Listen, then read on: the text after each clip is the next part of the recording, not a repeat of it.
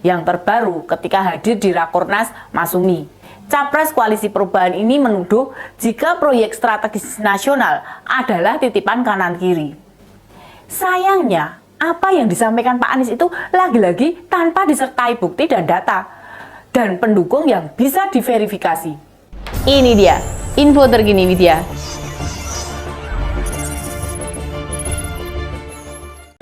PSN ini kemudian menjadi titipan dari kanan kiri yang masuk tanpa kita ketahui bagaimana proses itu disusun.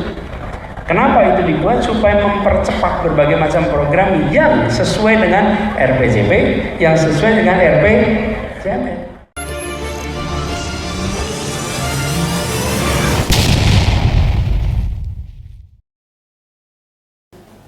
Pilpres tahun depan lagi-lagi minim adu ide, adu gagasan, atau bahkan adu visi. Mengapa? Karena selain Pak Ganjar, dua capres lainnya sama sekali tidak punya gagasan yang baru, yang fresh, apalagi visioner. Pak Prabowo lebih membebek ke Pak Jokowi, sementara Pak Anies hanya asal menyerang berbagai kebijakan Pak Jokowi, tanpa ada data-data yang memadai. Yo, pokoknya asal kritik lah.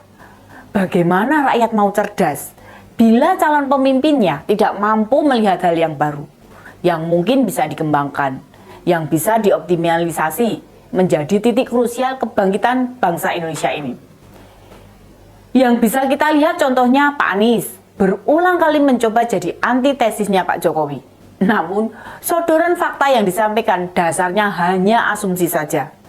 Yang terbaru ketika hadir di Rakornas Masumi, Capres Koalisi Perubahan ini menuduh jika proyek strategis nasional adalah titipan kanan kiri. Sayangnya, apa yang disampaikan Pak Anies itu lagi-lagi tanpa disertai bukti dan data, dan pendukung yang bisa diverifikasi.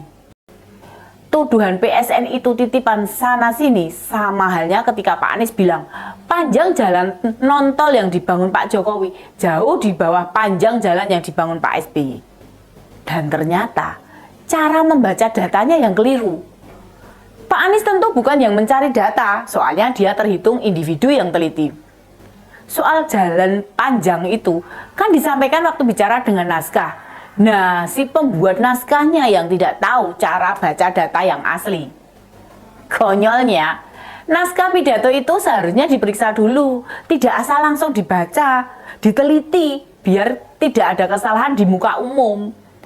Sebagai mantan Mendikbud, mantan rektor, juga mantan gubernur, mestinya tahu bila bicara kritik penting menyertakan sumber informasi atau data pendukung lainnya. Tidak asal kritik, tidak asal bunyi saja.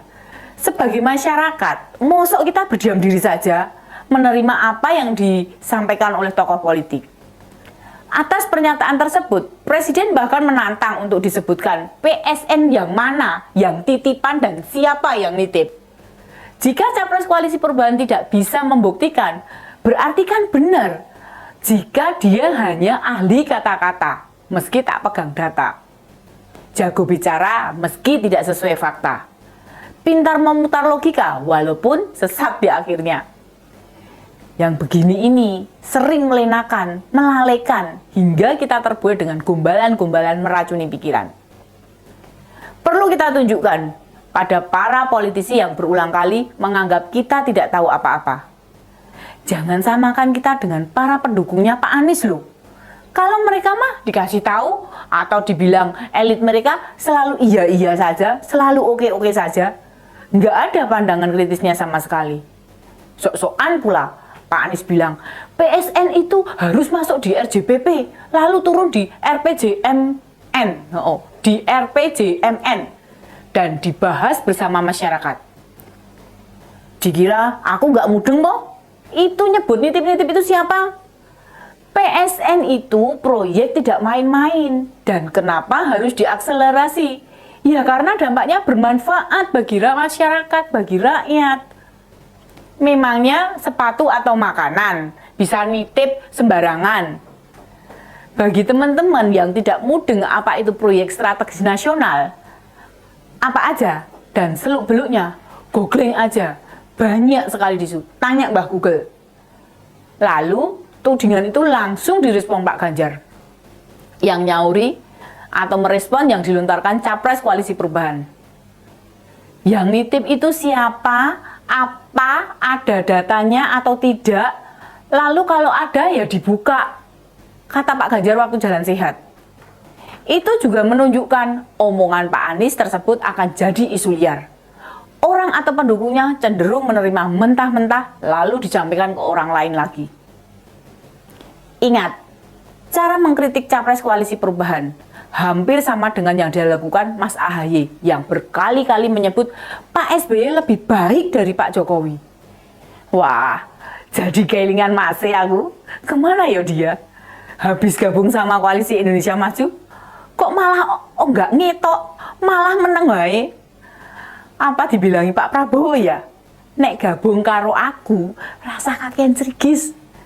Aku dukung Pak Jokowi, gitu kali ya. Kembali tentang Pak Anies. Makanya Pak Anies kayaknya butuh teman diskusi supaya ada bekal bila mau bicara di depan publik.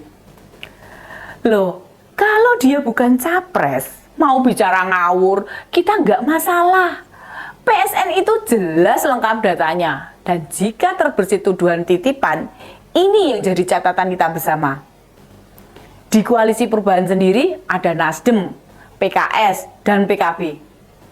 Tapi seandainya mau dipetakan, agak sulit menebak siapa sih yang banyak menyodorkan informasi-informasi yang tingkat validitasnya meragukan itu.